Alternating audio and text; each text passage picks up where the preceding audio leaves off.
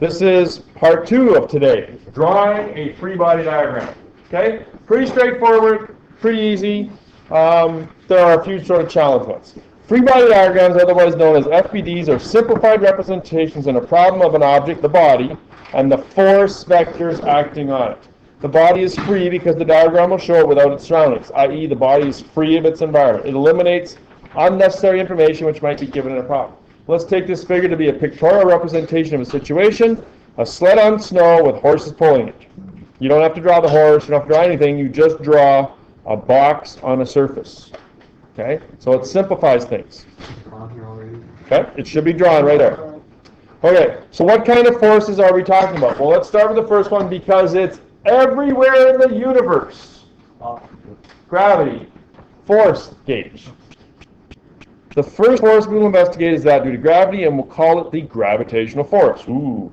We know that the acceleration due to gravity on Earth is approximately 9.8 meters per second squared, and the force by Newton's second law is Fg equals mg. Now I much prefer, I like to call it the weight force, Fw. Fw is equal to mass times gravity. And gravity is always 9.8 unless you're vacationing on Jupiter or the moon. Where g is the acceleration due to gravity and m is the mass of the carriage. Let's add this to our diagram. So right over here on the right hand side, you should have that arrow already, right? Okay, so that's the weight force. Note that the force vector labeled Fg or Fw points downward, as this is the direction in which the gravitational force acts. Gravity is always down, straight down. Note also that this force is commonly called the weight. When Kurt came and asked me how much I weighed today, because he's doing something with moles in chemistry, 800 newtons. I responded with 800 newtons. And we had to divide that by 9.8. Tough luck for him, right? I wasn't going to get, he said, how much do you weigh? So I told him my weight in newtons. Because I have what every nerd needs to have, a bathroom scale that measures weight in newtons. So you're 81.6 I'll pounds? tell you later. No, I'm 81.6 kilograms. Oh, kilograms. Note that this force is commonly called the weight. The weight mg is different from our everyday use of the word weight, which is known as physics as mass. So yes, I was being a bit of a physics. Yes. Normal force. The normal force is one that prevents objects from falling into whatever it is they are sitting upon. It is always, highlight this, it is always perpendicular to the surface with which an object is in contact. Right under normal.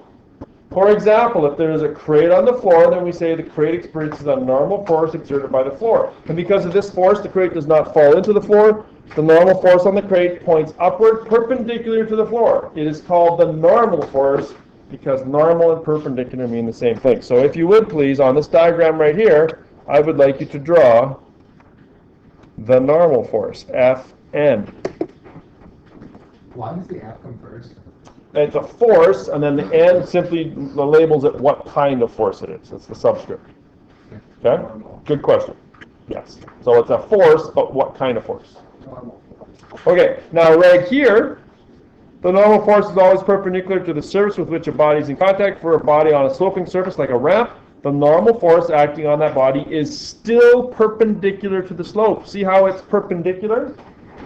See that?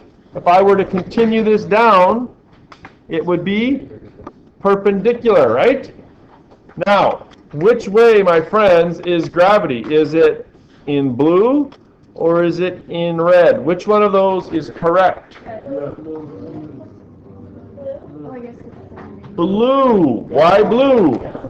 Because gravity always acts down. Now, in fact, I've drawn a little out of scale there, so it would be more like about like that, right? Now, up here, would you say these forces are balanced? Yep. Yeah, it has a net force of 0, which means it's either Oh, It could be at rest or moving at a constant velocity. that box is going to go down that slope right away. Exactly. Why is that box going to go down that slope right away? The gravity one is like closer to the ground. The forces aren't balanced. That's what you're trying to say. The forces aren't balanced. So if the forces aren't balanced, there's a net force, which means there must be a, starts with a, acceleration. Which I was means, trying, you just took that. But you're absolutely right. It's going down that slope, right? Now, if there's friction, Lucas, will it always go down the slope?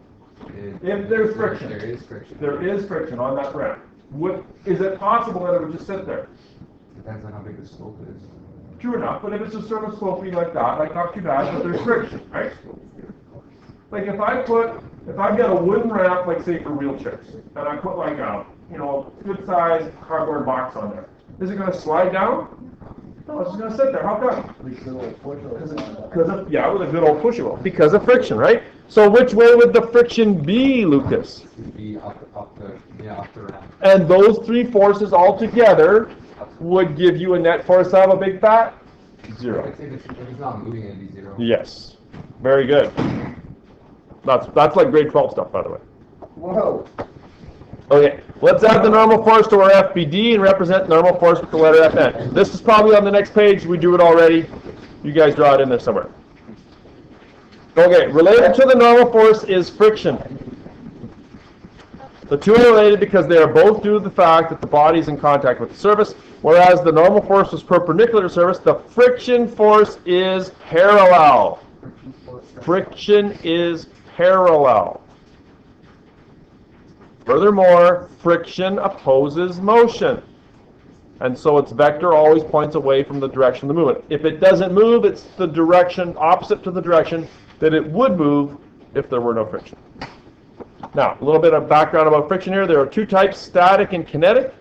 These are represented by FF, with a further subscript S for static and a subscript K for kinetic friction. You don't need to worry about that yet. Just call it FF, friction force. As its name suggests, static friction occurs when the body is not moving with respect to the surface. It's the force that makes it difficult to start something moving. On the other hand, kinetic friction occurs when the body is sliding over the surface. Of course, rolling objects experience friction as well. This is the force that causes objects to slow down and eventually stop. Not happening in space when you're sending that rocket to Mars. No friction. Therefore, an object in motion will stay in motion. Friction is usually approximated as being proportional to the normal force. The proportionality constant is called the coefficient of friction. The coefficient is represented by this funny looking symbol right here, which I'm going to draw for you. It's the Greek letter mu. It's a U with a kind of funny tail on the front. It's called mu. It's the Greek letter M.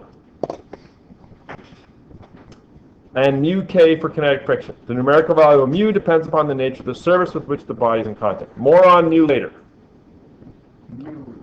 Push and pull. Another force that could act on an object could be any physical push and pull. This could be caused by a person pushing a crate on the floor, a child pulling on a wagon, or in the case of our example, the horse pulling on the carriage. We'll label the applied push or pull with FA.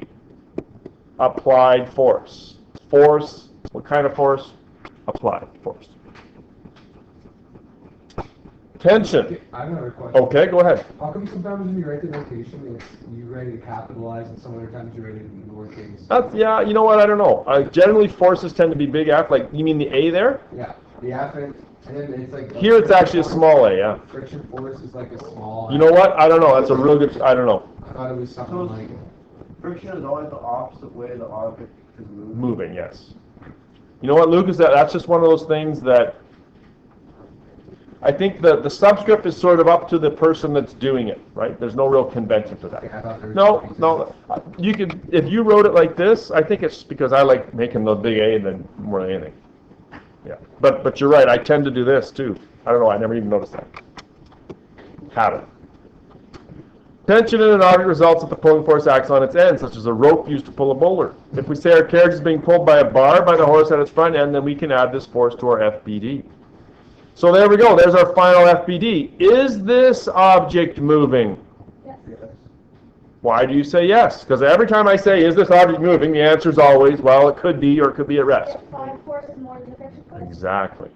The net force here is not zero. They are not balanced. So if there is a net force, there must be an acceleration. So it's either slowing down or speeding up. And we can tell by the friction force here that it's actually moving to the right. So therefore, this one is actually speeding up. Does that make sense? Give me the old bobblehead. Thanks, John. He's dancing back there. Okay, here's an example here. Child next door wants to take his German Shepherd named Spot for a ride on the sled. He chases Spot, who's running away, while dragging the sled behind him. What forces are acting on the sled? Okay, well, you can read through all this on your own. Let's just do it quick to get her done. There is always going to be a weight force. Will there always be a normal force? Yes. No. Only if it's on a surface. Only if it's on a surface. In this case, it's on the ground, so yes, there is a normal force. We have a child pulling a sled. It doesn't say that he's accelerating, so we do have an applied force, FA, and we do have, it doesn't say it's frictionless either, so we will assume it's FF. And whether or not they're equal or not, well, it really doesn't matter here because we're not really sure. It doesn't say, right? If it doesn't say constant speed, if it doesn't say accelerating, then you can assume it to be constant speed. Because most of the time people push and pull things with constant speed, right? When you go out and you push your lawnmower, you don't start at one end and then like accelerate as you go across the lawn, do you, right? Did you say there's always a weight force? There's always a weight force. Always. Because there's always gravity. But what if you're in space then? There's gravity. Okay, how about example number 2? Spot the German Shepherd is being walked by his best pal, Dot, the Siamese cat. Dot is pulling Spot across the ice rink, disturbing the neighborhood hockey game. What are the forces acting on Spot? Spot is the dog. Again, weight force, normal force. Got some sort of applied force here, but ice rink is code for no friction. I was gonna ask that, wouldn't there still be friction? There is a small amount. If you shoot a puck across the ice, it's gonna slow. Absolutely, right? I mean, we see it when you go curling, right? Curling rocks on curling ice is pretty much friction-free, right? But they still eventually slow down, Yeah. right? And in fact, that's the whole idea about sweeping is to increase that water layer, which actually reduces the friction, which makes it go curling. That's the idea behind it, curling. At the end is normal. Let's hurry hard. Example number 3, King Kong's pendulum. While climbing the Empire State Building, King Kong peeks into one of the corporate windows, sees a poster with Tarzan swinging from a vine. Our furry friend decides he'd much rather be swinging from vines instead of hanging outside of skyscrapers. When King Kong is swinging from a vine, what forces are acting on him?